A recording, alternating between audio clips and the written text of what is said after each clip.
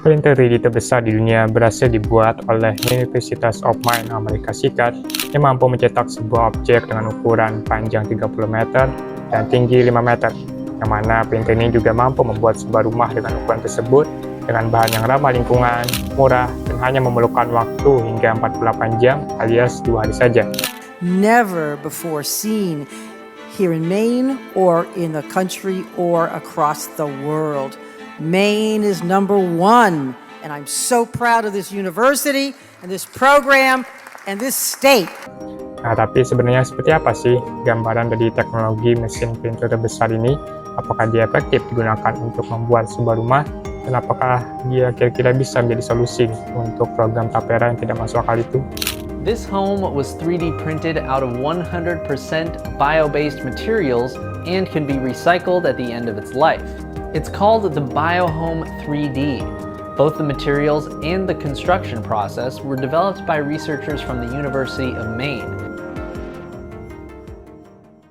Oke, halo sanak sekalian. Jadi kemarin ketika gue lagi asik melihat Chrome buat membaca artikel dan mencari ide konten untuk video selanjutnya, gue tidak sengaja nih menemukan sebuah artikel dengan judul Printer 3D terbesar berhasil ditemukan, bikin rumah cuma 2 hari saja. Dan setelah gue membaca artikel tersebut, gue pun menjadi semakin tertarik untuk memperdalam mengenai teknologi mesin printer 3D ini, sehingga gue melakukan sedikit pencarian dan menonton beberapa video, dan disinilah kita akan membahasnya bersama. Jadi mesin printer 3D yang dibuat oleh Universitas of Maine ini merupakan mesin printer 3D terbesar yang mana dibuat dengan tujuan untuk membangun sebuah rumah atau membuat sebuah bangunan dengan ukuran panjang 29,7 meter, lebar 9,7 meter, dan tinggi 5,4 meter. Mesin ini diberi nama Factory of the Future 1.0 atau pabrik masa depan yang diresmikan pada tanggal 23 April kemarin. The University of Maine is unveiling the world's largest 3D polymer printer. This thing is capable of creating houses in just hours.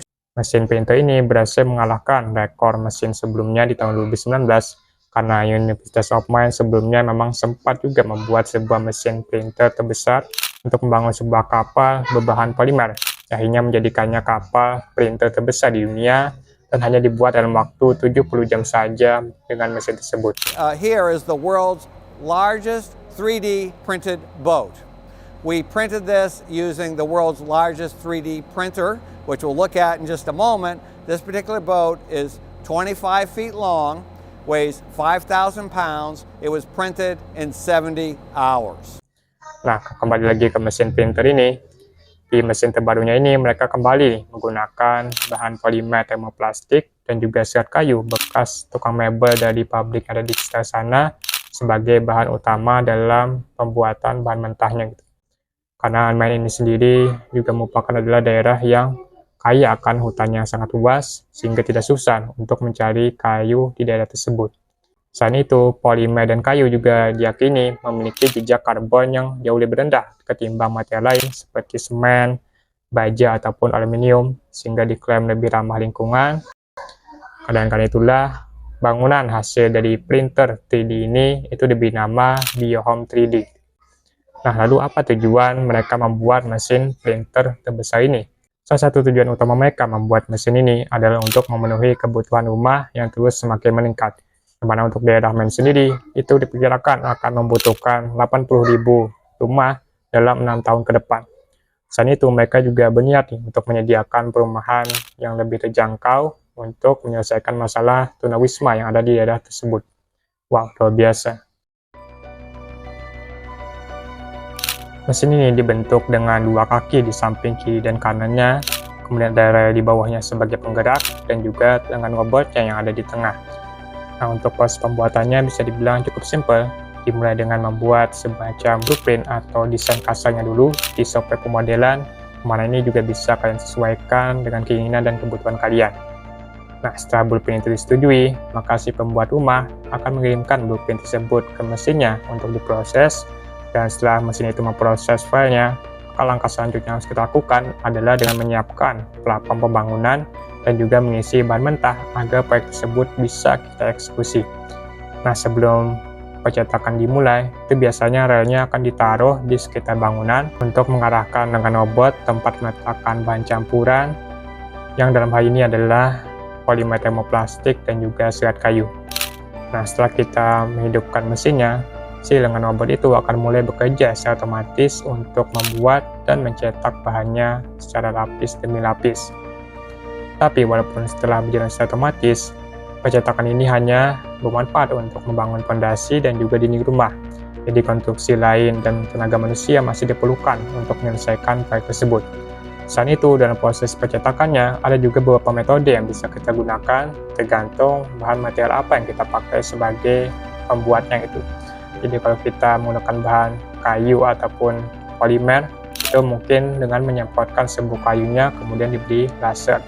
Nah, tapi kalau misalnya bahannya dari semen, itu si tangan robotnya biasanya akan mengeluarkan semacam cairan semen dan kemudian melapisinya secara lapis demi lapis mengikuti fondasi yang telah kita buat, sama seperti kita sedang nuangin pasta ataupun krim ke kue. The machine lays down foundation walls for 2 days. Metal wires add support. Once a final layer of concrete tops it off, the foundation is done. Now the walls of the actual house can go up. Operating the printer on site is actually a lot less technologically challenging than people would think at first. It's actually almost like playing a video game. Nah, ada beberapa manfaat yang bisa kita dapat jika membuat sebuah rumah menggunakan mesin printer 3D ini. Yang pertama, tentu saja dari segi efisiensi dan kecepatan akan lebih cepat dan efisien ketimbang metode konvensional. Karena dalam prosesnya kita dibantu oleh sebuah robot yang bekerja secara otomatis, sedangkan kita hanya perlu mengarahkan dan mengawasinya. Kemudian yang kedua, tentunya harganya akan jauh lebih murah gitu. Nah, kenapa begitu?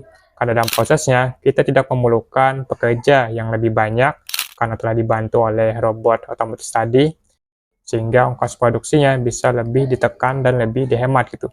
Bahkan diklaim juga rumah hasil printer ini jauh lebih murah 30% ketimbang rumah biasa yang dibangun secara manual dan konvensional. The total cost to build this 1,400 square foot home was about $132,000. SQ4D says that's about 30% cheaper than a stick-built home about the same size. Traditional processes usually take 3 to 6 months.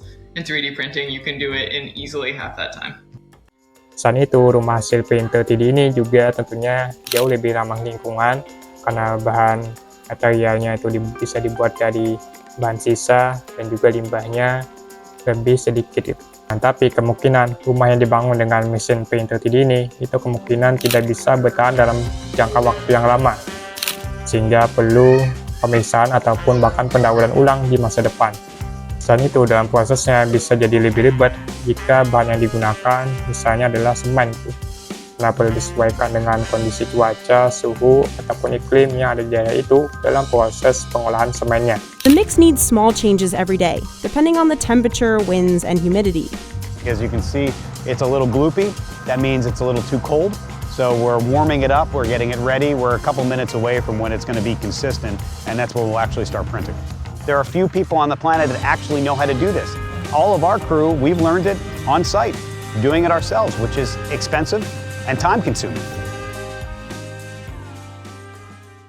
Mesin printer 3D untuk membuat sebuah rumah bukan menjadi sesuatu yang baru di luar sana, karena bisa dibilang sudah menjadi alternatif teknologi untuk memenuhi kebutuhan rumah yang tinggi, dan bahkan bisa dibilang juga menjadi industri, karena sudah ada yang mengkomersialisasikannya. That's Kristen Henry. She's the Chief Technology Officer at SQ4D, a company that built the first 3D home listed for sale in the US, in Long Island, New York. The cost to build in Long Island is very high, and there is also a shortage of construction labor available. Nah, tapi selain membuat sebuah rumah, mesin printer 3D ini juga bisa digunakan untuk keperluan lain. Bahkan ada sebuah perusahaan yang membuat sebuah roket menggunakan mesin printer 3D tersebut, yang mana sebanyak 85% dari bahan roket itu adalah hasil dari mesin printer tadi. Ya, walaupun memang roketnya belum bisa terbang sepenuhnya ke atmosfer, tapi setidaknya mereka terus membuat sebuah progres yang signifikan. Nah, perusahaan yang membuat roket printer ini adalah Creative Space yang memiliki tujuan untuk untuk membuat sebuah roket yang bisa terbang dan kembali sama seperti SpaceX-nya Elon Musk. Cuma bedanya ini dari mesin printer 3D yang mungkin lebih murah dan juga lebih ramah lingkungan. 3, 2, 1, lift off.